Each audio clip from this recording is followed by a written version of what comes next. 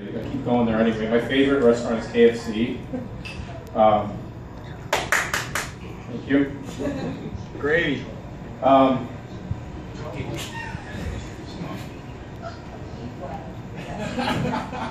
This guy is distracted. I can't think. Oh, KFC. Okay. The famous bowl. I always look at that and I wonder how that came to be. I picture like people in the creative department just sitting there like, okay, we need a new menu item by tomorrow, and so far we have nothing. Does anybody have any ideas? What if we put chicken in a bowl, corn, mashed potatoes, cheese, and cover it in gravy and feed them like dogs? That's genius. And we'll call it the famous bowl. Can I go home now?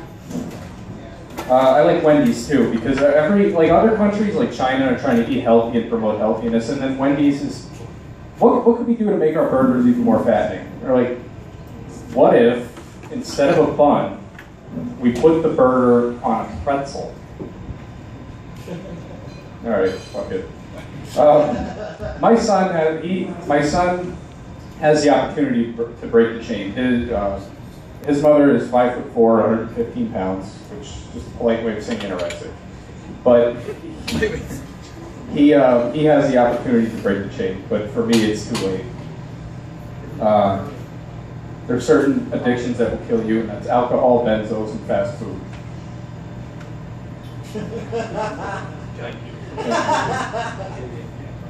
Anybody in customer service? Okay, thanks, Dan. I was in customer service. I used to work at Sallie Mae, listening to people complain about not making their student loan payments. And my first day, I had to deal with somebody that called in. They were mad because we kept calling them because they were late on their payments, and they threatened to blow up the building.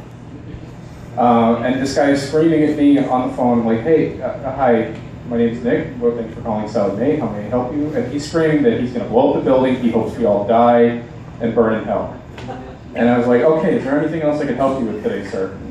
He's like, no, I just hope the building blows up, it collapses, and you all die and burn in hell. All right, thank you for calling. Have a nice day.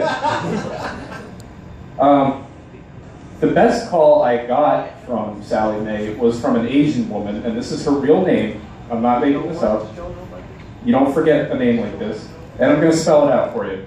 Her first name was S-U-M. Her middle name was D-U-M. And her last name was K-U-N-T. Some dumb cunt.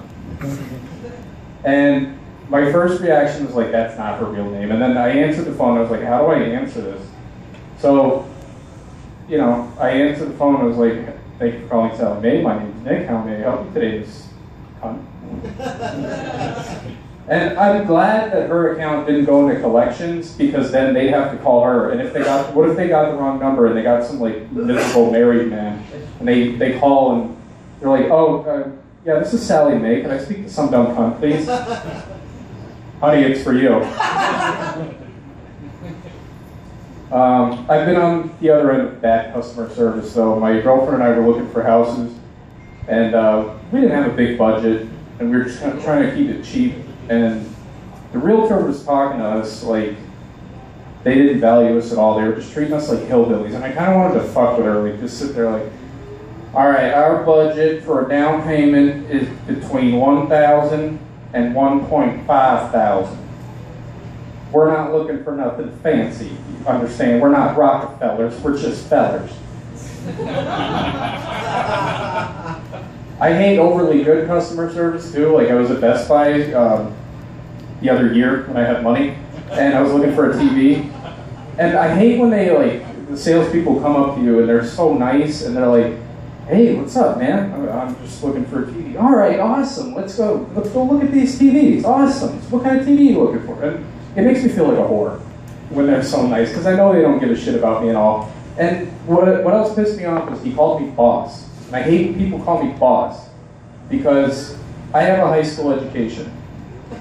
I'm not used to people calling me boss. I've never held a job long enough to achieve any title higher than new guy.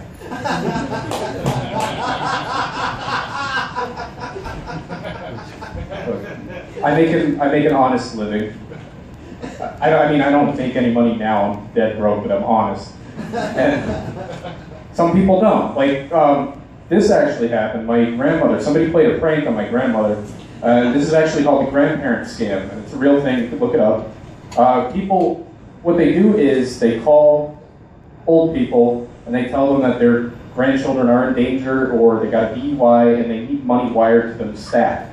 So what happened was my grandmother got a call that there was a car accident and the vehicle rolled over and it was on fire and they couldn't breathe, and they're asking them, asking her to send money over.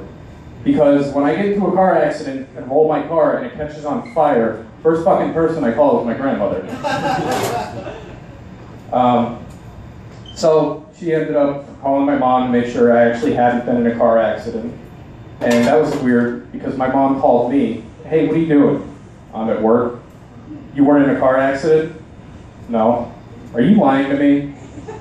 "No, I'm at work." "What the fuck, Mom?"